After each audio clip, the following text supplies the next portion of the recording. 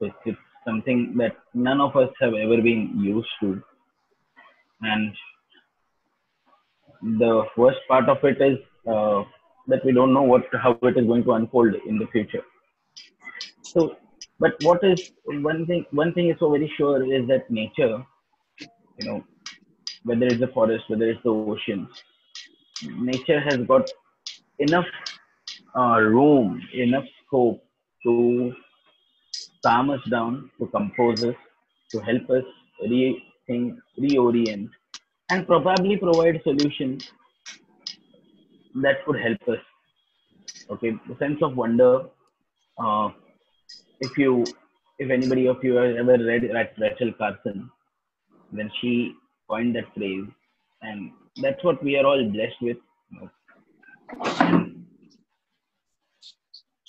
what is going to be very important is that in the future that unfolds from here onwards, it's how we are able to keep that you know the sense of wonder alive into us, because that is something which is going to help us a lot. It's the sense of wonder is something which is very natural to human beings, especially if you look at kids. You know, everything outside fascinates them, everything natural fascinates them, whether it's the ant moving on the floor, or whether it's, you know, when you're in a vehicle and the kid is watching out of the window. It's the thing that you look into their eyes. Okay. uh, my this topic that basically we have chosen today, you know, it's a very intriguing topic. There is not really you know lot that we can we, you know we basically have been able to crystallize about it as yet. But there is a wonderful book that I would suggest you to go through. That book is by it's called Ishmael. I don't know how many of you have read or heard about the book Ishmael. It's Ishmael is a gorilla, and the gorilla narrates his account of the world, his account of the civilization that he sees around itself. Okay, so like my introduction says that I prefer to be called as a bard of nature. I like to sing the good things about nature to people. Let's begin. Can you move to the next slide? Nature is a very very finite, as well as at the same time it is infinite. Like you see the small blue stone over there, that small crystal. That stone is the oldest known material that has been recovered on this planet as yet. Okay, it's about 4.5 billion years, 4.3 billion years old, and that's an indication of how long this planet has been here, how long nature per se has been unfolding, Pani. and we are just at a very small uh, cusp of it right now. And next slide. It's important for us to remember that whatever happens, wherever we go, whether it's climate change or a nuclear war or asteroid or stuff, nature the planet is going to be here. The planet has seen all kinds of things. Okay, this is a big I would like to uh, equate the planet to a big laboratory, and lots of experiments happening at the same time, lots of R&D, lots of research, and of course, as you can see, 99.9% is a failure rate. Okay, um, it depends on it depends on the collective will of all of us, whether we want to join that failure figure as of yet, you know, or we want to be smart, intelligent as we are supposed to be, and learn from nature rather than contest everything about nature or with nature. Next, and you know, this quote from Rachel Carson is something which is going to be central to how do we recover from this current crisis, that we are in. And believe me, nature is going to be one of the biggest, uh, you know, uh, relief methods, who are one of the biggest relief givers to all of us. You know, whether it is your backyard or whether it's some forest or whether it's some oceans or coral reefs or wherever, it's nature that is going to help us come out of the stress and the misery that we are right now finding ourselves in. Next slide. And when it comes to social distancing, there can be no better animal to talk about social distancing than the tiger. The tiger is somebody who has a solitary animal, prefers to be alone, finds ways and means to keep himself aloof from the rest of the tigers, at the same time from the other animals, but at the same time be effective enough to go and get its meal, get access to females, or males getting access to females, or females getting access to males. You know, so we have a lot to learn. The tiger is a fantastic example of effective social distancing. Okay, to me. So nature is not just about some wildlife or some large animals and stuff. But nature is next. Uh, it's so it's so fascinating. It's so entertaining. Nature is about a lot of entertainment. Look at these things. Shardul, Go just back. let me know if you want to keep me moving across. I will tell you, Akash. ठीक है. Can we go to the back to the slide before? Yeah, thank you. So, you know, one of the most boring periods of my life was in the school when I couldn't understand or was really finding it tough to comprehend what my teachers were trying to tell me, especially a subject like geometry.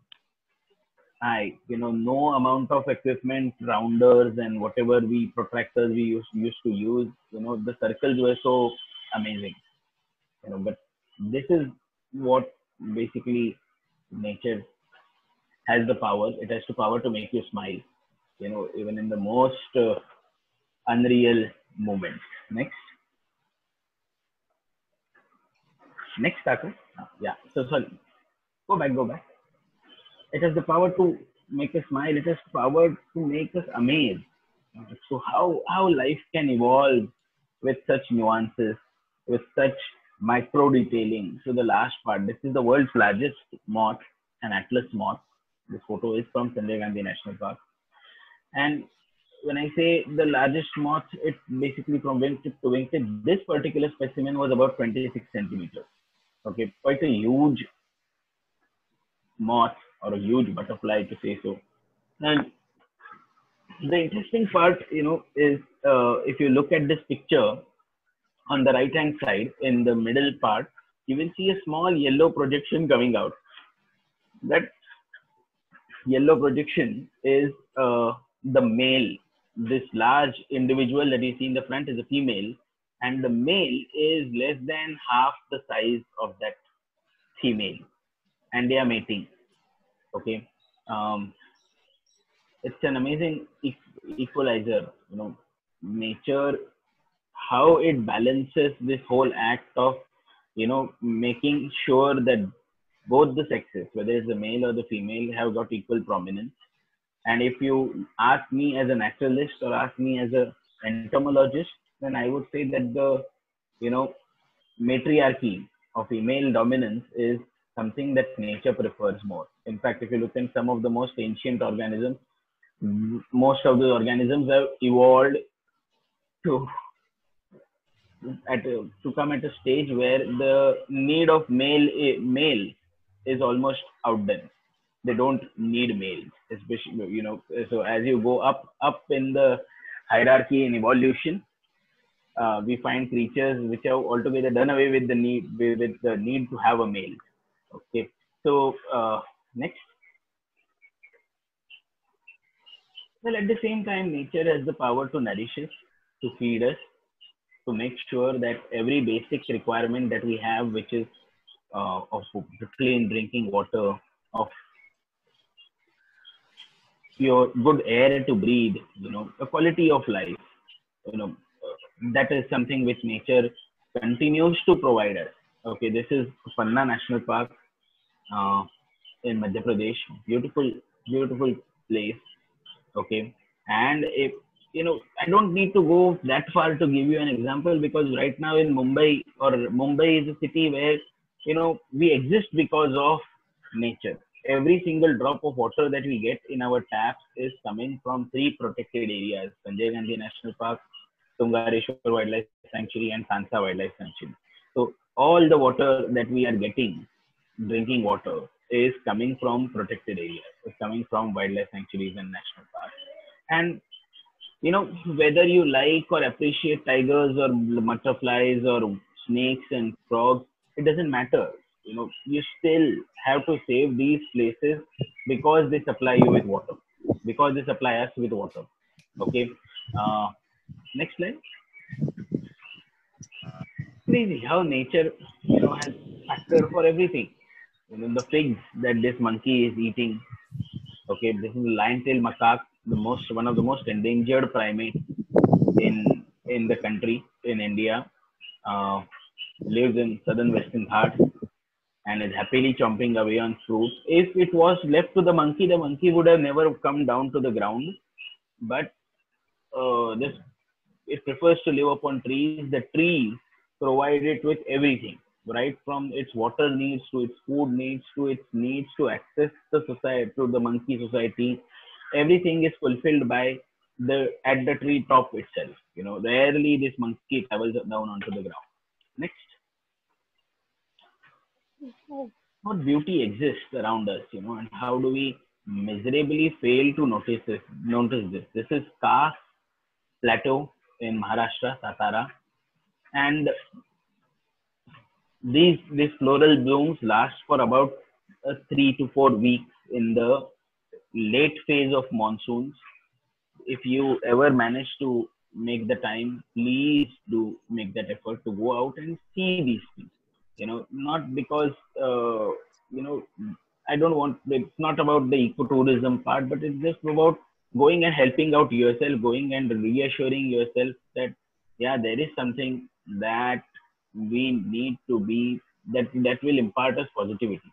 The other part, as a biologist, when I look at these places are fabulous because you might not see a lot of trees over here, but the grasses, the small plants that are there, those are the real contributors. When you see the next picture, next,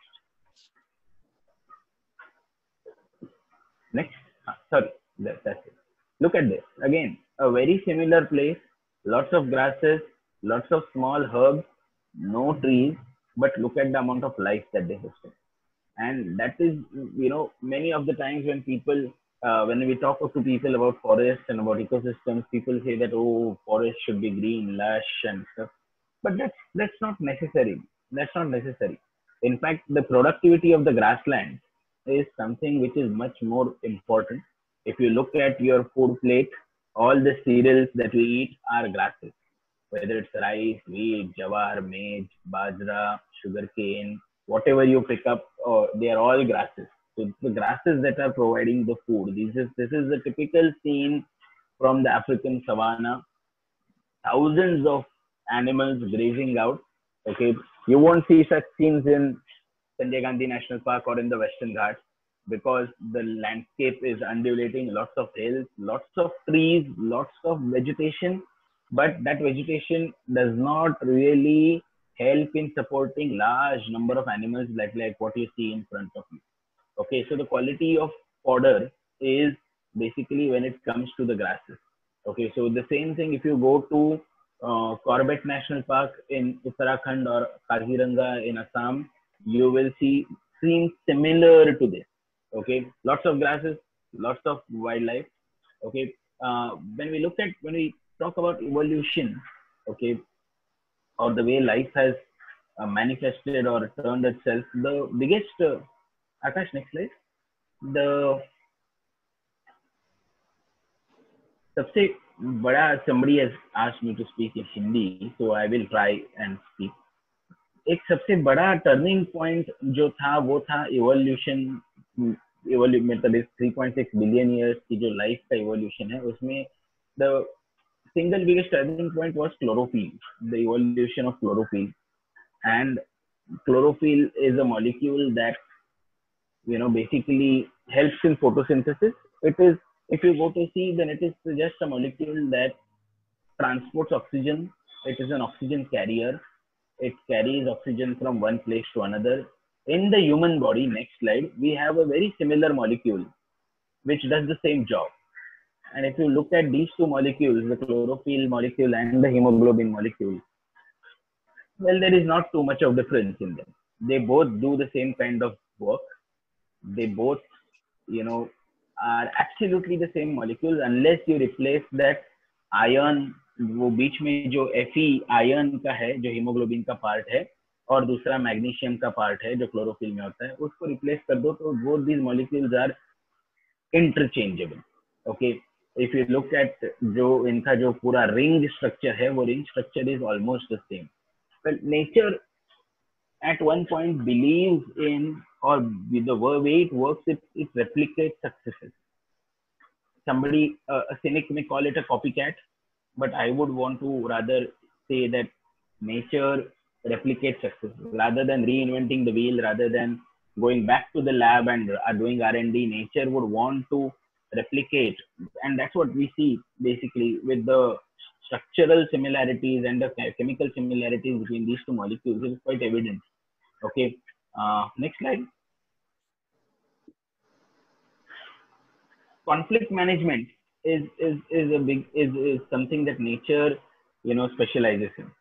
Okay, the plants are at a constant threat from the herbivores to be eaten. So how do you tackle them? There are various ways. बहुत सारे ways होते हैं ये करने के लिए. जैसे कि आप पिक्चर में देख रहे हैं, ये जिराफ पत्तियां पेड़ की खाता है, and to avoid that, the plant continues to grow. The plant continues to grow out of the reach of the giraffe, and the giraffe throughout its evolution has been following those trees. Okay, giraffe के neck, लंबे neck का वजह ये trees है.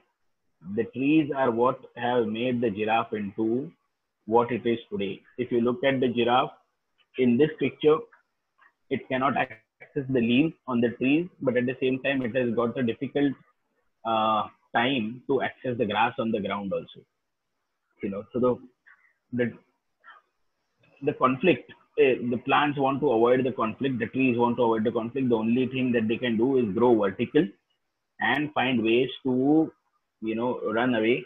At the same time, the giraffe is right now in a dilemma what to do, because trees are running away. That's what is very intriguing.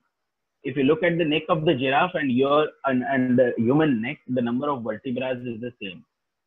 Okay, the number of vertebrae is the same. It's just the size of the vertebrae that have changed. Okay, which gives a clear indication that it's the same design that again has been just extended and adapted to make that long neck. Next. Again, sometimes plants do get offensive. They take their protection quite seriously. Okay, here is a blade of a grass under the microscope, and what you see, those small crystals on the right hand side picture, the microscope pictures that are there, these are silica crystals. These are crystals of glass which the plant has picked up from the soil and embedded on its surface to protect itself from herbivores. जो भी ये घास खाने के लिए जानवर आते हैं, वो जानवर जब घास खाने की कोशिश करते हैं तो पहले वो क्या खाते हैं? कांच के टुकड़े. Those pieces of glass will go and cut their jaws, they will bleed their mouth, making it difficult for them to eat more and thereby limiting the amount of grass that a cow or a deer can eat. Okay, again, this is something that has evolved over millions of years. If we go to look at the dinosaur fossils, the herbivore dinosaurs that existed, even in those fossils, in the jaws of those dinosaurs, we still get those glass crystals embedded in their gums, in their teeth and stuff. It goes to show that plants are treating us the same way, that they were treating the dinosaurs as well. Okay. something. Plants, I have grown up in a house where, or in an environment where I was told almost every other day that, plants are so good. They are, they help us, they give us medicine, they give us cloth, they give us fruits. They're saintly, they don't react, they just give us shade and stuff. But when I started looking up at plant and animal interactions in a very focused way, as a researcher, it was amazing as to how plants are everything but good. They are evil, they are manipulative, they are violent. Okay, they use a lot of, they are deceptive. We will look at some other examples. And to be fair enough, life, if you have to live on this planet, you can't just stand yourself in the ground, root yourself in the ground, take some minerals, take some oxygen, take some water, and it is not, this planet is not that a fair place that it will allow you to live unless you have many tricks up on your sleeves that make you live. And plants are somebody who, with the time amount of time that they have spent on this planet, they have mastered this. In fact, it won't be an exaggeration to say that everything that we do is being controlled by plants. Plants probably know more about us than we know about them. Okay, and it's scary at one point. But let's next slide. This was one particular, study that really hooked me on. Everybody must have seen the langur. सबने बंदर को तो देखा ही होगा. Indian लंगूर इनको हम बोलते हैं, ब्लैक फेस लंगूर या हनुमान लंगूर या बहुत सारे नाम है. मगर ये लंगूर जो है, ये ज्यादातर पेड़ों की पत्तियां खाते हैं. 80% of their diet is leaves, and those leaves are available, so to say. अगर आप देखने जाओ जंगल में तो बहुत सारी पत्तियां होती हैं, मगर ये लंगूर, एक छोटी एक स्टडी हुई थी बहुत बड़ी साउथ इंडिया में, नीलगिरी बायोस्फीयर रिजर्व में, कि वहाँ लंगूर क्या खाते हैं. वो स्टडी का प्राइमरी आउटकम था कि लंगूर रिक्वायर 80, मतलब 80 अलग अलग किस्म के पेड़ लंगूर एक साल में यूज करते हैं अपना डाइट पाने के लिए. 80 species of trees.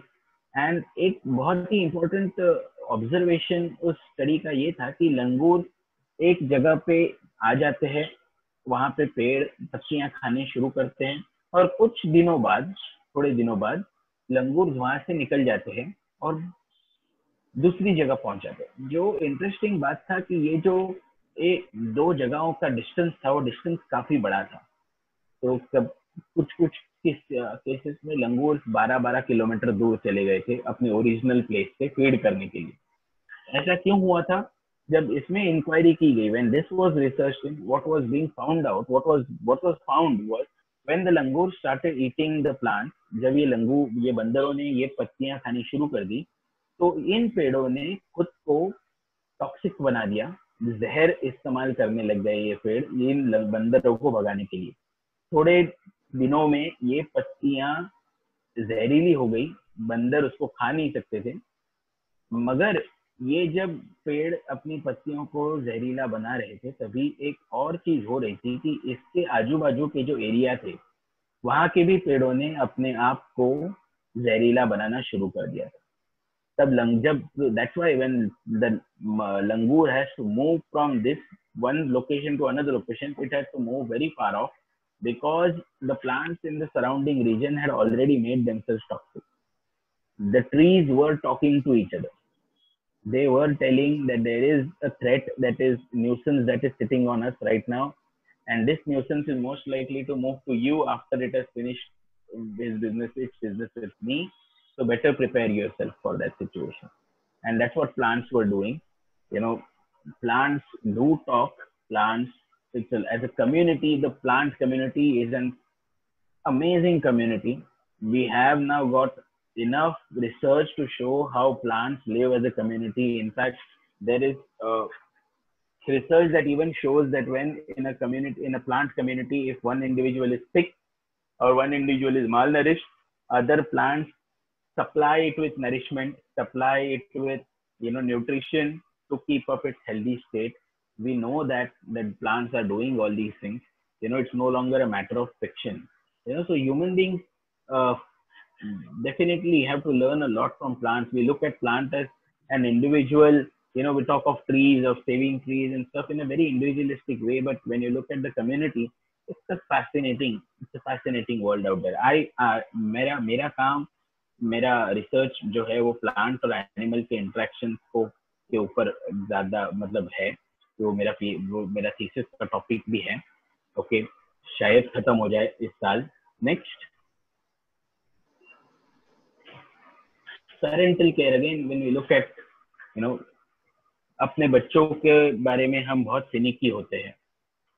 Parents, and you should be. There is, with all the due respect to all the parents, you know you have to protect your kids, and plants also do the same. If you look at these seeds, the red seeds here, the red seeds are poisonous.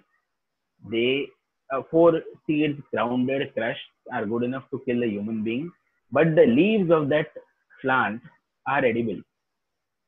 In fact, we use, जो भी पान खाते हैं, पान के अंदर जो हरी पत्ती होती है सूखी हुई, वो ये पत्तियां हैं. Okay, in Marathi we call this गुंज, but these are edible. The plant messaging is very clear.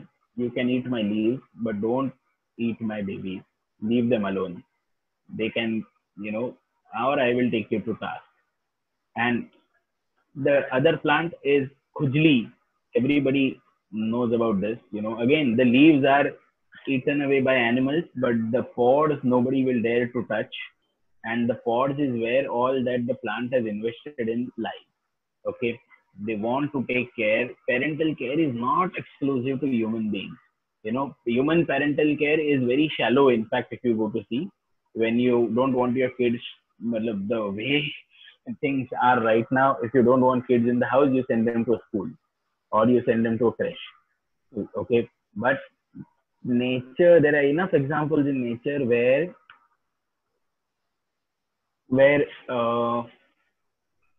parental care has taken where parental care is taken to a much more deeper level.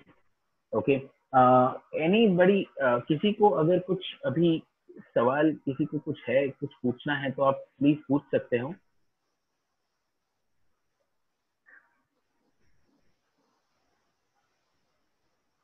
Guys,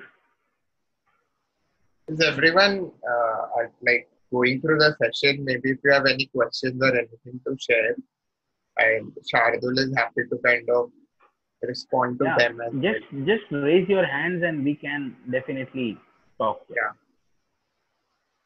But if you want to know anything more in particular, उसके बारे में भी आपको कभी पूछना है तो thank you. Okay. So, Akash, can we have the next slide?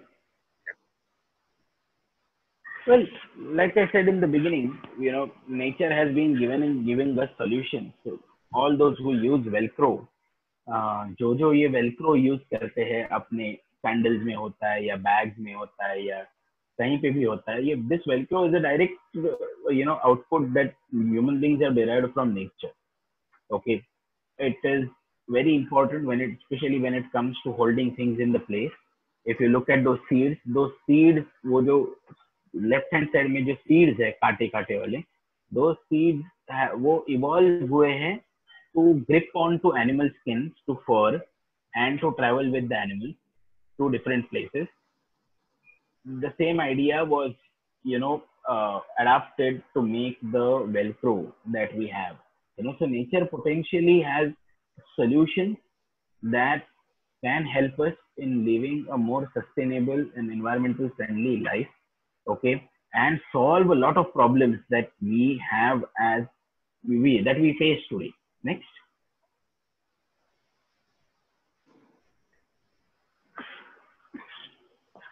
It's quite a fascinating thing. I never liked mathematics in the school. That उसका बहुत सारा श्रेय में हमारे टीचर्स को जाता था. Okay, I'm not blaming them for anything, but the thing is, the way the pedagogy pedagogy is a big issue. Teachers have not been able to sort it out. But look at this. This this is what Da Vinci said about 500 years ago, that trees have to use mathematics to grow. Okay, and we know that trees indeed use a lot of mathematics to grow, and this was solved. Next slide. This basically we got a clear-cut answer as to how trees are so stable and why. How can trees grow against gravity? How can they stand still? How can they withstand wind, rain, everything? Nobody wants. Nobody. Lots of limiting factors to growing vertical. But the simple answer, that basically the simple solution that trees provide, is in fractal geometry, fractals.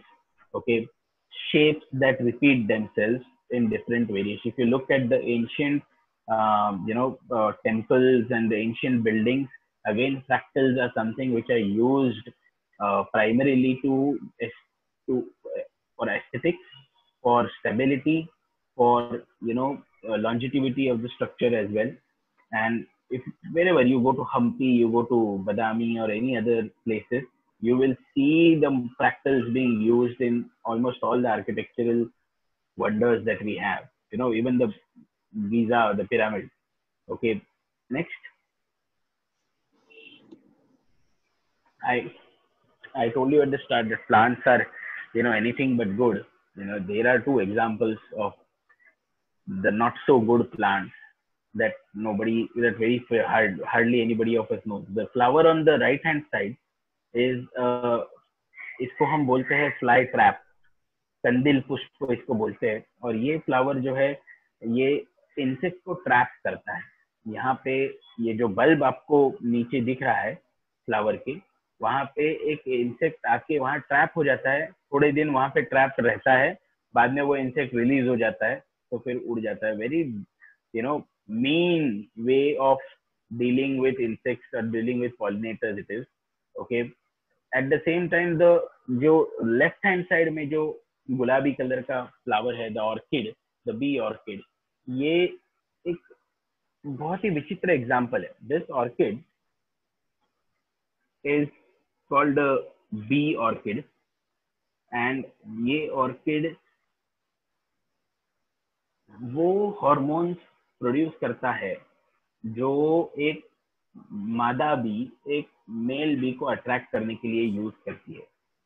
Okay, this orchid produces the exact same chemicals that a female bee uses to attract the male bee, and the end result is that lots of male bees want to mate with this flower, thinking of it as a female. And in the process, they themselves are let down, they themselves are disappointed, heartbroken, but the flower is pollinated. Okay, it's an amazing, if this was in the human civilization, then इस पे police case हो जाता था अभी, sex for favours के इसमें.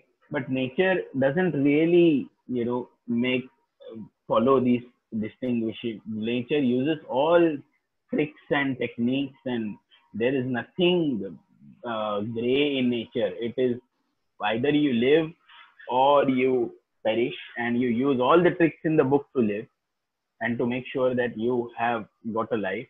It's amazing. Human, the flower on the left is a kidnapper, is a criminal in the human realm, but nature makes no such distinguishing. This flower is the worst. The flower on the left is the worst flower, when it comes to being a mean and manipulative flower, or an individual. But again, this is something with nature. That is nature. Okay, and nature doesn't judge anybody or anything. Next slide. Well, this is one small set of slides that I would like you to go through. I won't talk about it too much, but this is what my research work focuses on the tree fig. Okay, the genus Ficus in Sanjay Gandhi National Park. And just a brief intro, next slide, to it is that the figs are dependent on these two insects for pollination. Okay, these are the only two insects, or rather the group of insects. These are pig wasps, as we call them. Pig wasp बोला जाता है इनको. छोटी, the biggest of the pig wasp is about 2 millimeters in size. Okay, जिसमें ये जो नर है इसको कोई पंख नहीं होते. The male is wingless. The female has wings. Okay, the female can go about, from one place to another, but the males cannot. Okay, I have worked with this, with a very talented artist, a cartoonist called Rohan Chakravarti, a very dear friend, um, to make it into a cartoon strip. So let's look at that set of slides, okay, just to explain what the pig wasp interaction is. It's like a tango, and this tango between the pig and the pig wasp has been going around for the last about 90 million years. Next. Akshay, just, yeah, Akash, sorry. Akash, just, roll up with the slides. It's a, cartoon strip. So okay, I'll keep it for 5 seconds. And then... Yeah, exactly. I think just a bit more so that people are able to read. Okay. So like you can see, the pigs don't have any flowers. Okay, so to say, we don't see them unless you open that green round thing. The flowers are all locked inside. Next. Nobody can access. Neither can humans access them. Neither can birds, bees. Nobody can access them. Apart from, next, it's locked. It's locked. So pollination seems to be an impossible proposition. Okay, next. Apart from the pig wasp, okay, a highly specialized insect evolved just to enter and make this pollination possible. The pig wasp also can enter the fig at a very particular time, not later than that, and her entry, next, is a one-way entry. Once she enters in, she cannot come out. Okay, so while entering, she will have to shed her wings. She will enter the fig. Inside, next, she will pollinate some flowers, and she will lay her eggs on the rest of the flowers. Okay, so basically what she does is she makes sure that her brood, that her children, her young ones are getting ripe figs to eat. So she will onset the ripening of the fig by pollinating it. At the same time, she will also lay her eggs. By the time her larvae, her young ones are out, the fig has started ripening, and there is good food for her young ones to feed on. After laying eggs, she will be, of course, lying dead inside the fig. She cannot leave that place now. Next. The young ones, of course, they come out, they eat, they do all their life businesses inside that small fig. Okay. They will go into cocoons, and they will come out in next slide. They will come out as adults. As you can see, the female has wings. The males are, wingless. They are all limited. They are born inside the fig, and they die inside the fig. They have no other option. Okay, about a 10-second exposure to sunlight will kill that male. Okay, but the female doesn't. Okay, the female can travel a lot. Next. But the male has a role to play. Apart from fertilizing the female, the male will open up a window for her to leave the fig and to go out into the outer world. Okay. And of course, further his progeny. Okay. Next. The female will go out in searching for figs. Another thing. This is very important. Why this should be mentioned and why this should be focused is like figs. Unlike other plants, other trees, जो भी हमारे पास दूसरे plants, जैसे हम लोग देखते हैं summer में मैंगो के फ्रूटिंग होते हैं, जामुन के फ्रूटिंग होते हैं, बहुत अलग अलग फ्रूट्स एक सीजनल फ्रूट्स होते हैं. फिग्स का कोई सीजन नहीं होता है. फिग्स का कोई सीजन नहीं होता है क्योंकि ये वॉस्प को घूम घूम के पॉलिनेट करना है. If all the figs flower at the same time, the wasp will not be able to survive.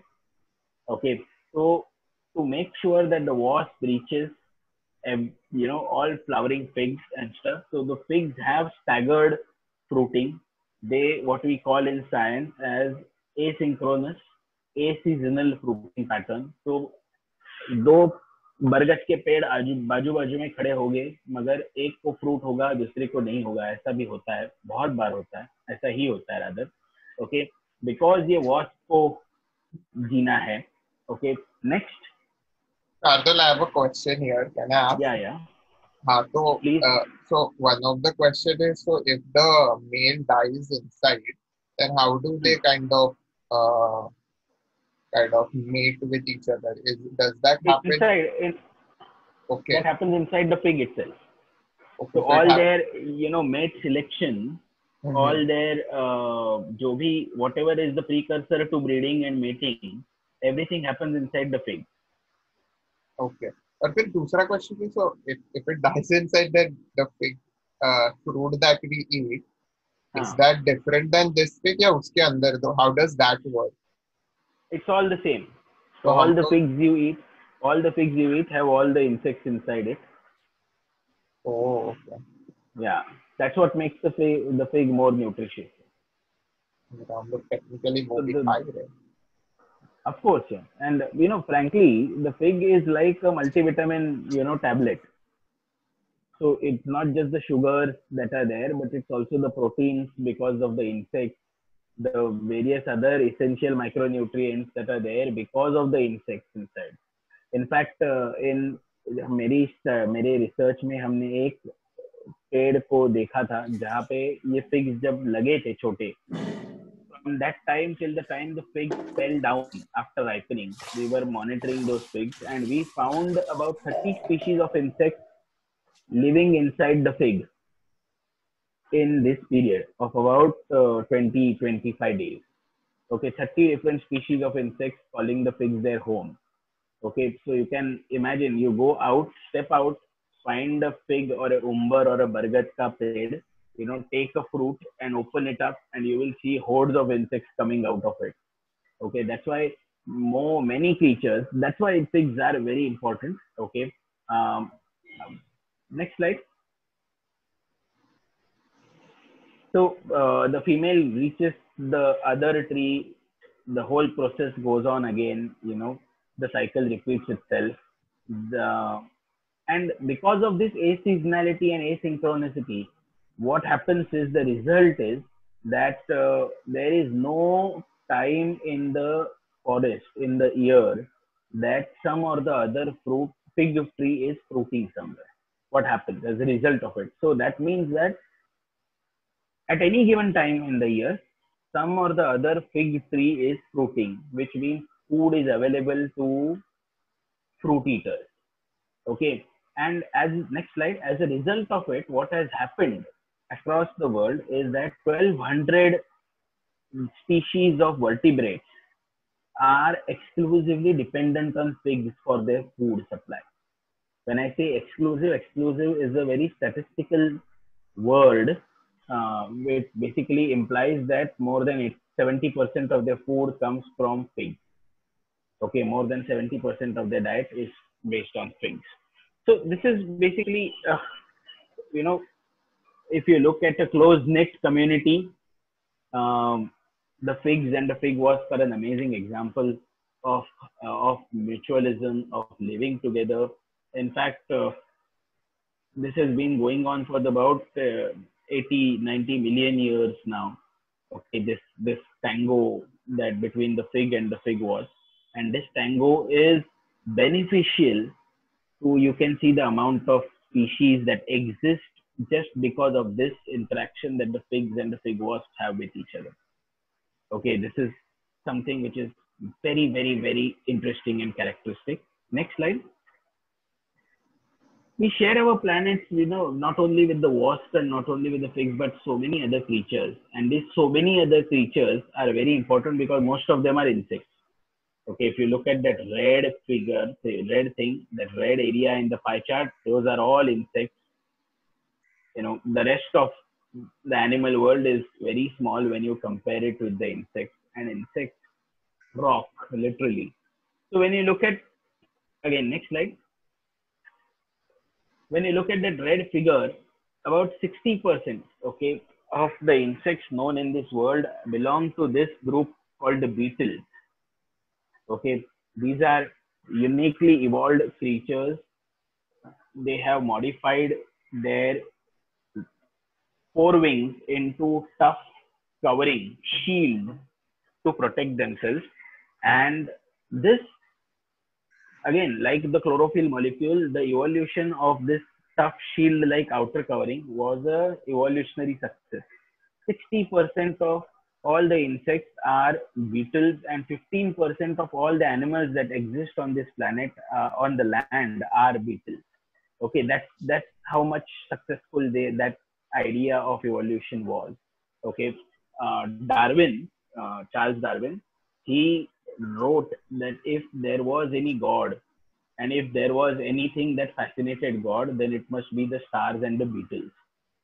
Just going by the number of individuals, or different things exist. This is what you see, the jewel beetles. I'm just running you through next. The blister beetle, again very abundant in the monsoons. This is a long next is the longhorned beetle. These are economically damaging. This is the next, the giraffe. We will look at the shape, look at the idea. This looks like something out from that uh,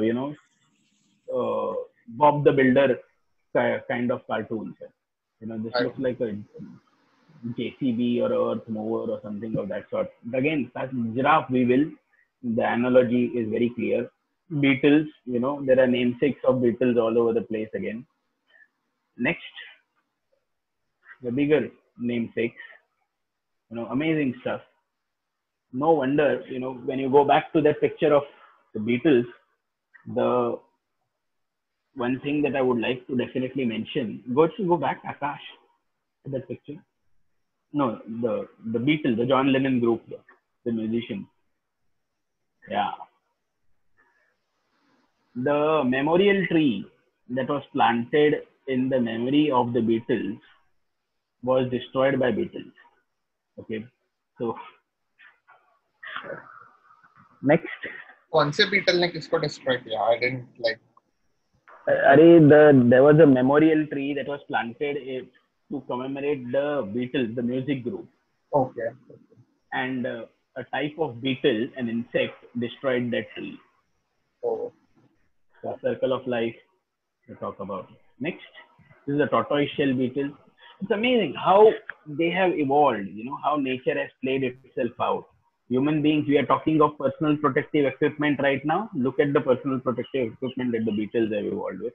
And this has been successful so much that 15% of all the animals on this planet are using that equipment today. Okay, next. Another beetle, again a firefly or a glowworm. This is a female firefly. Nature fascinates us to no end with the kind of ideas that it has come up with. It's the biggest ideating lab. Next. When it comes to society, these group of animals, the social animals, ants, bees, wasps, termites, they have a lot to learn, a lot to teach us. This was one ant nest. This was in Chhattisgarh. We were in Kangar Ghati National Park, and this was the ant nest that was destroyed. And immediately the ants started moving the entire nest. The white things that the ants are carrying are actually ant pupae. These are ant pupas which right now are developing. So the ants are carrying them from one destroyed nest to another destroyed nest. These are industrious creatures. They work to no end, and individuals don't matter. What matters is the entire colony. So we often say that the ant colony is itself an individual. It's a super organism. Okay, there is, the individuals don't really have the urge to self-determination or to portray itself bigger. The weird thing about these is this thing is that their birth decides what they will do. Okay, something which human beings probably will revolt against, or we are revolting against. How can birds decide what we want to do? But in ants, in termites, in bees, it is you are designed, you are born to do a certain job. So, for example, the workers over here, these are all females, but they will never be able to breed because they don't have the breeding part. Only the queen will have the breeding part. So you are born to rule. You are like they follow the blue-blooded, theory very well. Only those who are destined to be kings and queens. You can't, you know, the workers have no aspirations. It may seem harsh, but that is the reason why these guys are so successful. They have, next slide. They have been here for millennia. Look at the designs they come up with. Look at the architectural ideas. This is an entrance to an ant nest. This is a harvester ant. I one of my most amazing interactions about thing was one with a Warli painter, a very very senior Warli painter. If you know Divya Mashe, he was a Padma Shri awardee also, and he showed me one of his artworks which depicted similar structure. And I called him and I asked him whether was it the ants that he was trying to. He said, yeah, it is the ants. The Warlis, they call this, they worship this structure as a bhon. They call it bhon in their language, and it is what they believe it is the abode of Mahadev or Lord Shiva. Lord Shiva sits in the center, and when the entire world is destroyed, when pralay happens, there are seeds inside that ant nest, which the Warlis will go back to and replenish the lost world that they want to get back.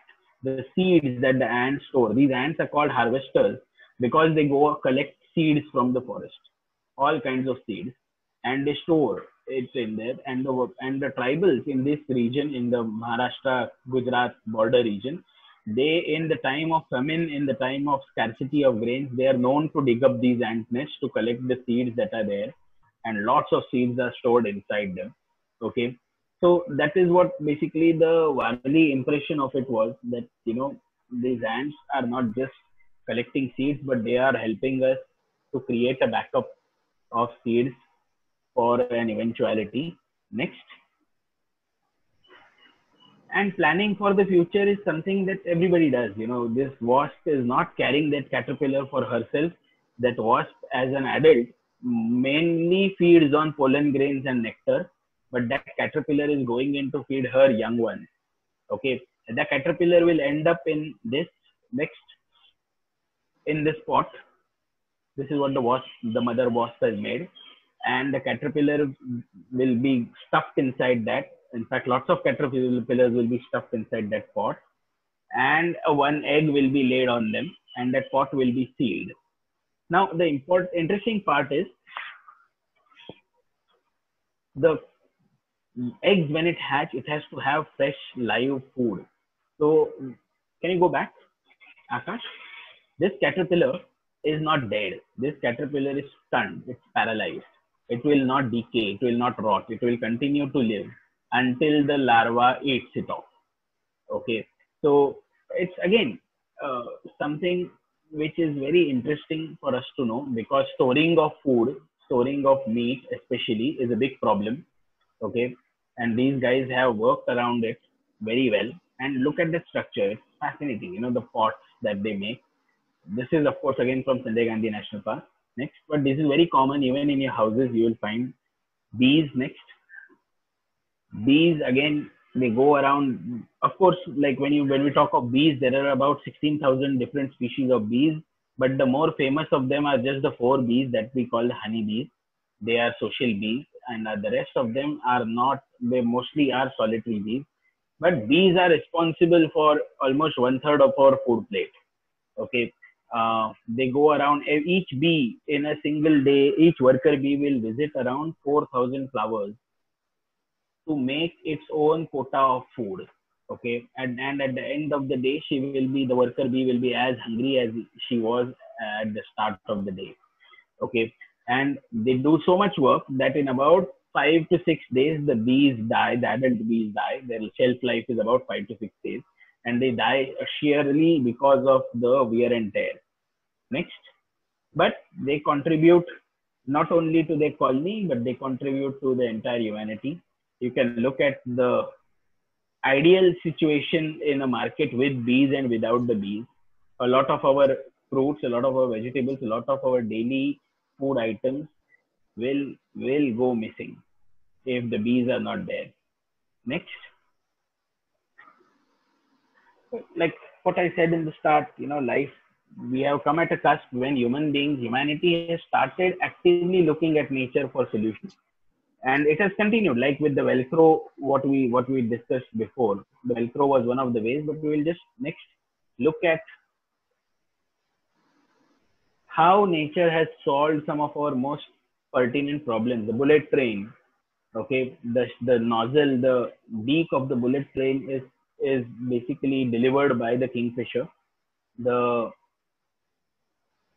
the problem with the bullet train was that when it moves at high speed from an open area into a tunnel or a closed space, the density of air changes, and there was a big issue: loud noise, reduction in speed, a threat of an accident or derailment existed. But the kingfisher does the same thing. It jumps from the air into the water from a lighter medium to a denser medium without reducing its speed, without letting the fish inside the water know that it is coming for it. And at the same time, the kingfisher exits also the water to air very efficiently. And that beak, that head design, the design of the head and the beak is what made the bullet train possible. 30% reduction uh, in basically the use of electricity came because of the kingfisher. Okay, it's an amazing thing. We had, and since then, next slide, we have been actively going out and seeking nature's help. Termites at one end, again, amazing creatures. They never cease to fascinate me. These are termite mounds. Next slide. And they are smaller than the termites, the ones that we often see. They are smaller than the small, little fingers, little child, little finger nail. White in color. They are very, very prone or susceptible to sunlight. They don't like moving out in the open. A 3-minute exposure to sun will kill the termite. Next, but the fascinating thing is that this creature has been around the time when you know fishes walked out of water on land, reptiles started jumping off from trees to become birds. They have seen all these things. They saw dinosaurs evolve. They saw dinosaurs go extinct. They saw monkey-like creatures living on trees coming down on ground and start using ground and eventually become Homo sapiens. And they will probably see us out. What you see in the picture, the big sausage-like animal, is the queen termite. Okay, and the workers, she grows humongously big. In laboratory conditions, in laboratory, the queen termite will lay one egg every 3 seconds. That makes it about 28,500 eggs in a day. Okay, and when she does that, she is controlling the most fascinating aspect of this termite is that the mother is deciding what her child will be, whether it will be a male or female, a worker, a soldier. Everything is in her control. Okay, males in ants, bees, and wasps and termites. In the social insects, males are produced only when they are wanted. Otherwise, 99% of the colony is a female colony. Okay, males are almost not required. Okay, so this female, that a queen termite, grows so big that she cannot move by herself. She requires other termites to move her, to maneuver her from one place to another. Okay, she continues to lay eggs at a phenomenal rate. She can do this for about 11 years on the trot, no break, nothing. Okay, next, these are the different uh, kinds of termites that you find in a colony. Okay, the workers almost dominate. The queen is a severely magnified individual. Okay, next. So Akash, this is one video. Uh-huh. I Wait a have it. minute. Huh? Yeah, yeah, yeah. So guys, uh,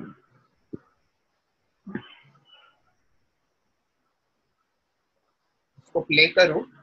You'd yeah, like yeah, me play some. Yeah, yeah, yeah. to? We might need to play it again. Huh? हाँ. Just look at this. Just look at those two holes for all the action.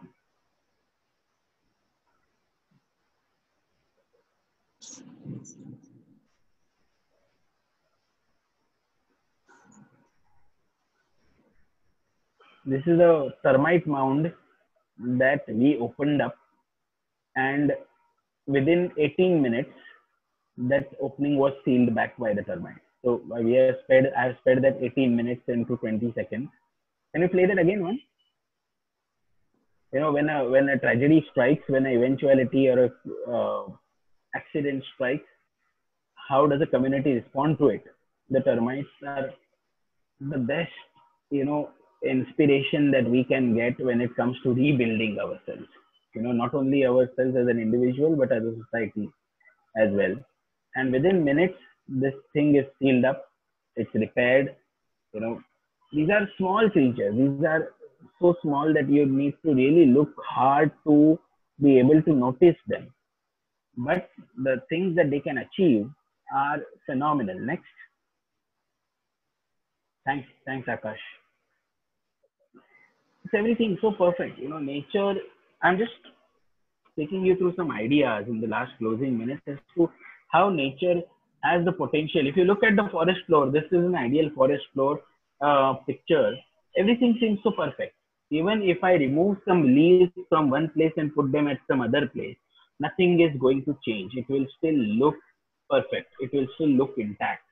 That's a problem that we human beings have with carpets. You know, when we have carpets in our house, you know, all across the floor, the moment there is some, you know, blot, some stain on the carpet, or some portion of it gets torn off because of wear and tear, you need to change the entire carpet. But the forest floor gives us an idea as to why, and we are using that idea. Next, whenever you walk into an office and you see this type of carpets underneath, these carpets have been influenced by the forest floor. Irregularity, no pattern, very discontinuous, random design. They look aesthetically beautiful. At the same time, these are small tiles. If any part of it gets damaged, I just need to replace that small part. The amount of wastage is reduced. The amount of, you know, consumption, it's very sustainable, very economical also. Okay, to these are what we call the floor entropy carpets. Again, inspired by nature. Nature is a storehouse of, you know, ideas. And to close, my friends, you know,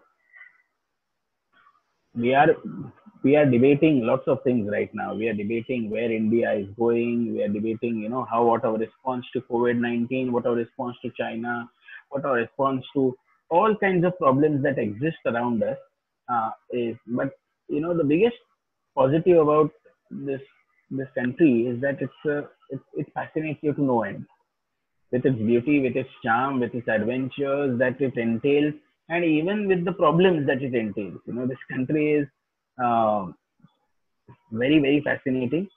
And I will end with this. The last slide, next slide.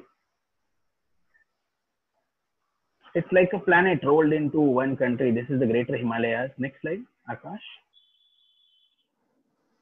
And without mention, it's the ecology that is the bedrock of everything that we do. You know, next slide. Well, that's my contact details, email and phone number, and that's what uh, the great Albert Einstein had to say about nature. So, guys, we will, as I can see, we are returning to the main session. So I will be forced to stop myself over here.